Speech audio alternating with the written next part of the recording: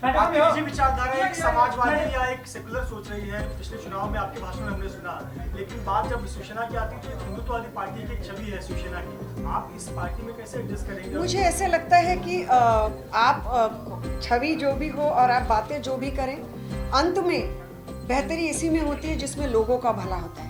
तो मैं आप लोगों से पूछना चाहती हूँ कि जो 1 बरस का आपने शासन देखा है महाराष्ट्र में, क्या आपको ऐसे नहीं लगता कि इस शासन में किसी भी तरह के लोगों को स्पेशल ट्रीटमेंट या किसी भी तरह के लोगों को कम ट्रीटमेंट, इस तरह का कोई दुर्व्यवहार महाराष्ट्र में हुआ है और ना ही वो आगे चलकर होगा? इसकी मुझे पूरी मुझे उसमें उम्मीद है, नहीं मुझे क्या कहते हैं उसको, आई am sure about it. And मुझे लगता है आज के वक्त में वो ज़्यादा महत्वपूर्ण है। और मेरा जो हमेशा सोचना था वो लोगों के प्रति था। जब मैंने इंटरव्यूज़ भी इसके पहले किए और कुछ चीज़ों पर बोली, तब भी मैंने यही कहा कि मैं किसी के खिलाफ बातें नहीं कर रही हूँ, मैं महाराष्ट्र के लोगों के लिए बात कर रही हूँ। इसमें बहुत फ़र्क होता है, नेगेटिव वर्सेस पॉजिटिव आउटलुक रखने का फ़र्क होता है। और ये आउटलुक डेफिनेटली शिवसेना में, और अब सत्ता में आने के बाद किस तरह लोगों से बिहेव करते हैं, किस तरह से उन्हें प्रशासन देते हैं, बहुत मायने रखता है। और मुझे लगता है उसमें शिवसेना बहुत बड़े पैमाने पर खरी उतरी है लोगों के एक्सपेक्टेशंस में। जब आपने कांग्रेस ज्वाइन किया था तो आप बहुत उम्मीद में थी, जब आपने कांग्रेस ज्वाइन किया था बहुत उम्मीद में थी, लेकिन आपने हाउस पॉलिटिक्स का जिक्र किया था, इसके बाद आपने कांग्रेस ज्वाइन किया। आपको लगता है कि शिवसेना में वो समय नहीं आएगा कि नहीं, मुझे लगता है हाउस पैटी पॉलिटिक्स हो, हाउस पॉलिटिक्स हो, और अन्य अगणित मुद्दे हो, हर एक पार्टी में होते हैं, हर एक पक्ष में होते हैं। मैं भी काफ़ी नई थी पॉलिटिक्स में, शायद मैं तैयार नहीं थी इस तरह की चीज़ों को डील करने में। मैं इसके लिए किसी के भी ऊपर, मुझे बहुत आसान है दूसरे लोगों के ऊपर लांछन लगाना, यहाँ बैठ के बड़ी बड़ी चीज़ें बोलना, लेकिन ऐसी कोई भी चीज़ें करने में मुझे कोई इंटरेस्ट ना तब था ना अभी है। क्योंकि मेरी राजनीति पहले तो दूसरों को नीचा दिखा के और दूसरों के बारे में गलत शलत बातें करके शुरू करने से शुरू नहीं होती। हाय सोहित, फाइनली मैम 2 सवाल है। पहला सवाल ये है कि ये भी कहा जा रहा था कि क्या कांग्रेस की ओर से भी आपको कहा गया था कि एमएलसी की टिकट की जो बात है, क्या कांग्रेस की ओर से भी आपको कहा गया था कि ऑफर दिया गया था पहली? और दूसरी जो अभी आपने कहा कि नेगेटिव और पॉजिटिव वाली बात जो कही आपने, तो अभी जैसे आप कह रहे हैं कि आपके ऊपर जोर हो रहा है और आप शिवसेना भी उस समय ज्वाइन कर रहे हैं जब कहीं ना कहीं सेंटर वर्सेस स्टेट हो रहा है, वहाँ से भी फॉलो किए कई लोग कई सारी चीजें बोल रहे हैं, तो इसे आप किस तरह से देखिए ये दोनों चीजें? पहले तो कांग्रेस से मुझे एमएलसी ऑफर हुई थी, ये बात मैं अपने मुंह से कभी नहीं बोलती आप लोगों को, क्योंकि मुझे गलत लगता है वो। लेकिन मैंने अन्य वजहों से कांग्रेस छोड़ी थी, और ना मैं पद की लालसा में तब आई थी, ना मैं अब आई हूँ। भले ही किसको, मुझे लगता है एक हद के बाद जिसको जो भी सोचना है वो सोचेगा। तो मैं सिर्फ बता सकती हूँ, उसके बारे में हर किसी की सोच है और हर किसी के विचार हैं, लेकिन पद का इशू था नहीं। लेकिन मेरे दूसरे इश्यूज़ के वजह से मैंने कांग्रेस की तरफ से बहुत ही रिस्पेक्टफुली इसलिए एमएलसी स्वीकार करना सही नहीं समझा। तो एमएलसी का इशू था नहीं। और दूसरी चीज़ क्या आपने पूछी थी? जी, ट्रोल। तो ट्रोल का क्या है कि जैसे मैंने कहा कि ट्रोल्स जो होते हैं, आपको मेरे बचपन में मेरे फादर मुझे कहा करते थे, अगर आपको कोई भी ना बोले कि आप गलत हो, आप ये हो वो हो, समझो आप गलत रास्ते पर चल रहे हो।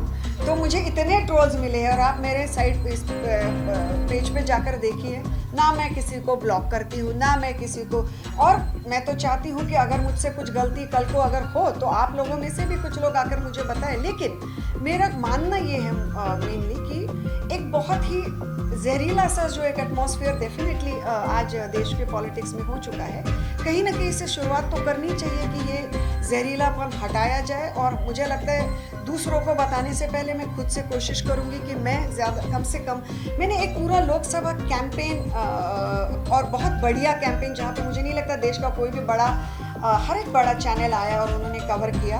और खुशी है मुझे इस बात की कि इस सारे चैनल कैंपेन के दौरान मैंने एक भी व्यक्ति पर कोई भी व्यक्तिगत टिप्पणी नहीं की, किसी पर भी कोई भी आलोचना और गलत चीज़ों के बारे में नहीं बोला। तो मैं यही चाहती हूँ।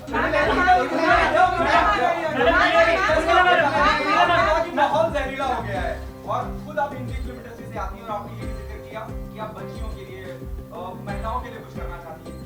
इन महीनों में वो सुशांत सिंह राजपूत जिस तरह उनकी आत्महत्या हुई, और उसके बाद जो माहौल इंडस्ट्री में बना, और ड्रग्स को लेकर जो अभी फिलहाल गिरफ्तारियां हो रही हैं, आप बॉलीवुड इमेज जिस तरह से बनी है इस पूरे माहौल में, इस पूरे दौर में, इस पूरे पीरियड में, उसके लिए क्या कार्रवाई करना चाहेंगे और क्या आपकी तैयारी रहेगी, because you belong to the industry? I think first of all definitely Bollywood people also need to do something for themselves. उनको भी ज़रूरत है कि वो अपने आप के लिए खड़े हो जाएं और उसके बाद हमारे जैसे लोग उनकी मदद भी कर सकते हैं। जो भी मैंने आज तक बॉलीवुड के लिए मैं खड़ी रही हूँ और हमेशा आगे भी रहूँगी। मुझे पहले भी पूछा गया था कि ये लोग क्यों नहीं बात करते, क्योंकि उनकी वो बहुत वल्नरेबल पोजीशन में होते हैं। ये समझते हुए भी मुझे ऐसे लगता है कि बहुत बड़े पैमाने पर बॉलीवुड को गलत लाइट में दिखाने की कोशिश की गई। बहुत बेइंतहा कड़ी मेहनत का काम होता है और बहुत ज़्यादा करोड़ों पैसे लगे होते हैं और वो मेहनत वाले लोग होते हैं। और बॉलीवुड लोग मतलब 4-5 स्टार्स नहीं होते जिन्हें शायद आप पसंद करें ना करें। आज बहुत सारे लोग हैं जिनको मैं पसंद नहीं करती, लेकिन अगर उनकी फिल्में बैन करो, अगर ये ट्रेंडिंग हो रहा है तो वो गलत है और वो मैं गलत बोलकर ही रहूँगी। तो अपने अपने नज़रिए का और समझ का ये विचार है।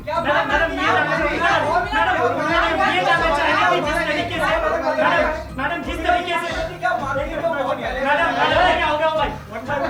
ये जानना चाहेंगे कि जिस तरीके से लव जिहाद पर पूरे देश में जो बातचीत चल रही है, कुछ राज्य कानून ला रहे हैं, आप एक हिंदुत्ववादी पार्टी में लव जिहाद पर आपके विचार क्या हैं? क्या ये महाराष्ट्र में इम्प्लीमेंट होने चाहिए? आज ही सारे सवाल पूछोगे क्या? कुछ तो आगे के लिए रखो। Ma'am, on the same question, Yogi Adityanath is coming and he'll be meeting Bollywood personalities. And Bollywood is a place for interfaith marriages. Yours is one of the examples. He has been very vocal about love jihad. How do you see all of this? And do you think he's also said that Bollywood needs to be moved to Uttar Pradesh? He wants to make a big film industry there. How do you see both these topics? I have full faith and trust in all my lovely colleagues of the press that you should go and ask him all these questions. Don't you think so? Thank you.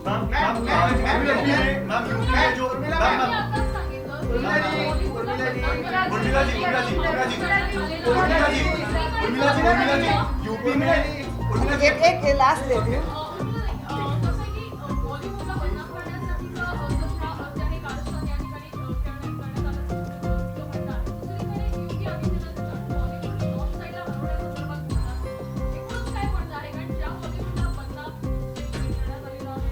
नाही, मी तेच म्हणते की मला असं वाटतं हे सर्व प्रश्न लोकशाहीचा चौथा स्तंभ आणि जनरली माझ्या मते सगळा समाज आणि सगळा देश चालवणारा जो आपला मीडिया आहे त्यांनी रिस्पेक्टेड CMना विचारायला पाहिजे ते प्रश्न आणि त्यांनी खरं तर त्यांच्या चॅनलवरती हे प्रश्न उपस्थित केले पाहिजेत आणि लोकांना विचारलं पाहिजे।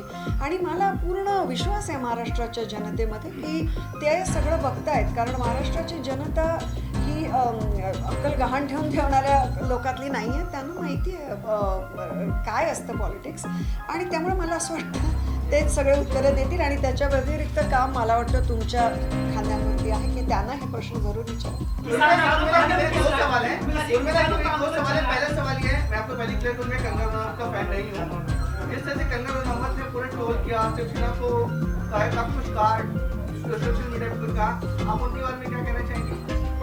दूसरा सवाल पूछूंगा, पहले मैं उनके बारे में कुछ नहीं कहना चाहती। आगे किसानों के आंदोलन सवाल है में कि जब मैम आप कैंपेन कर रही थी तो बीजेपी शिवसेना एक साथ थी, लोगों ने उन्हें एक पार्टी मान कर वोट दिया।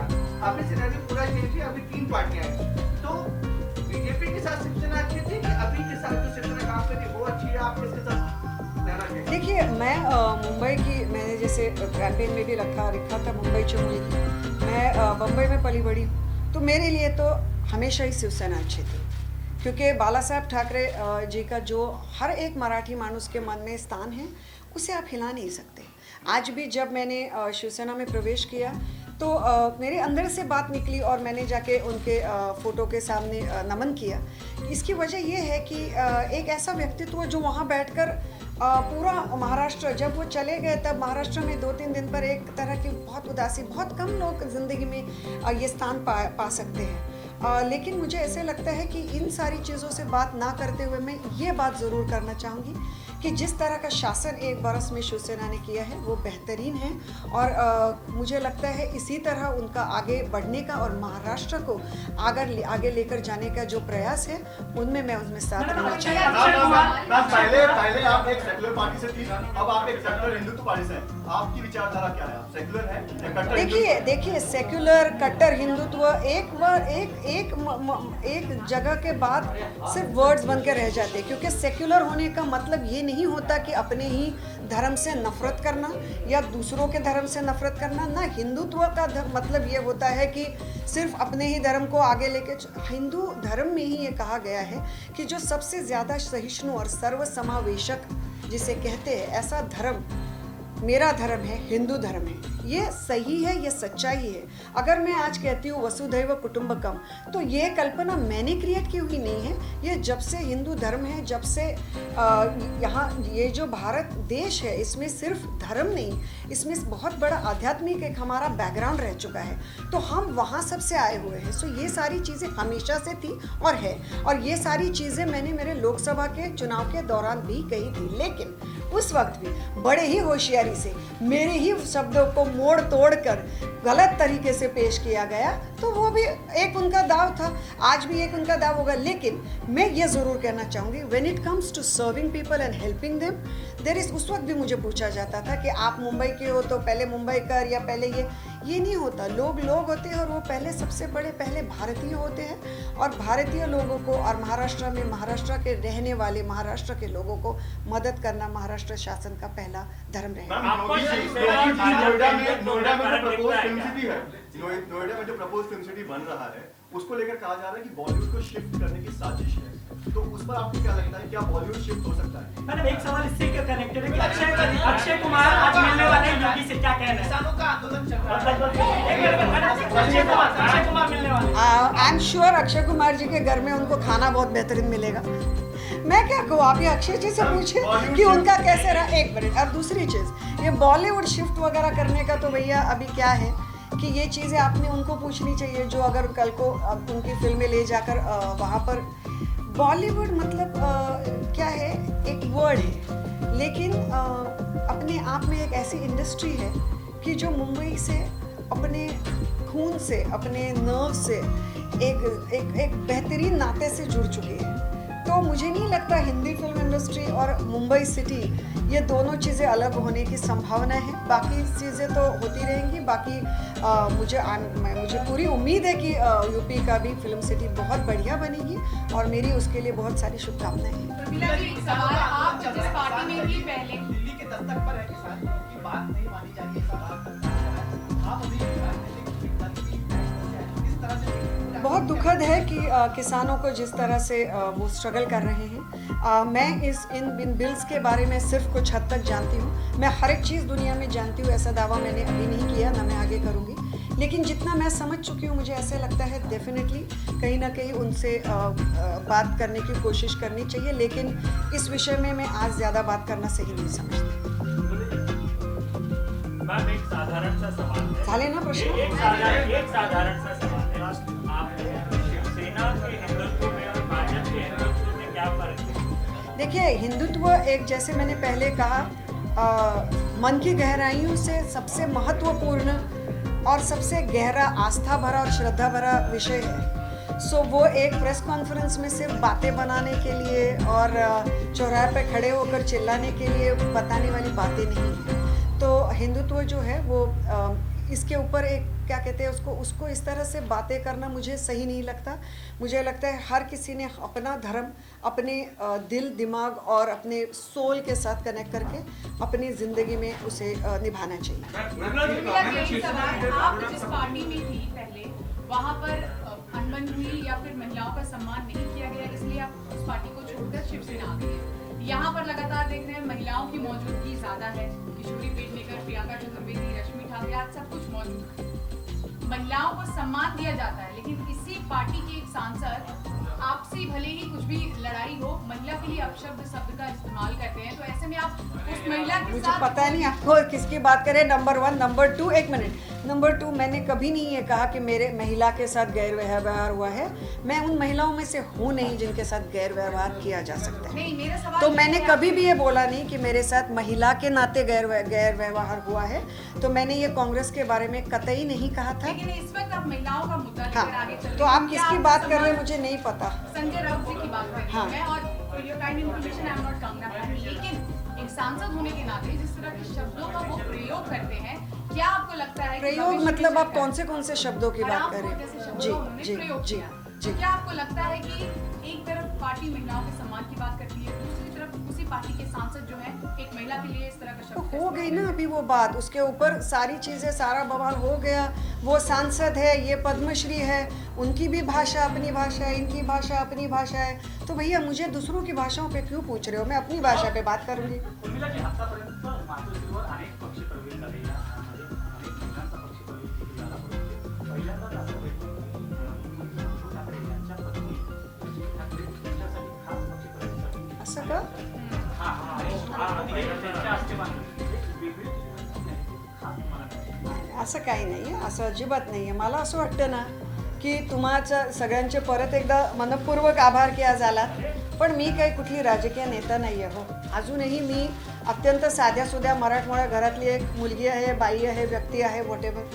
तर त्यामुळे मला कुठेतरी हे सगळं क्षेत्र अजूनही खूप नवं आहे आणि ते मी पदोपदी मान्य करते आणि त्यामुळे मला असं वाटतं कुठेतरी जर ते आल्या असतील तर कदाचित थोडाफार मला एक आत्मविश्वास माझा वाढावा ह्याच्याकरता आल्या असतील आणि त्याच्या व्यतिरिक्त मला त्याच्यात काही वाटत नाही. आणि परत एकदा सांगू इच्छिते, ह्यामध्ये मी खूप नवी आहे. आज तुम्ही इथे एवढ्या मोठ्या संख्येने आलात त्याच्याकरता धन्यवाद. पण मी नवी आहे ते आणि मला खूप मोठा रस्ता घ्यायचा आहे तेवढंच.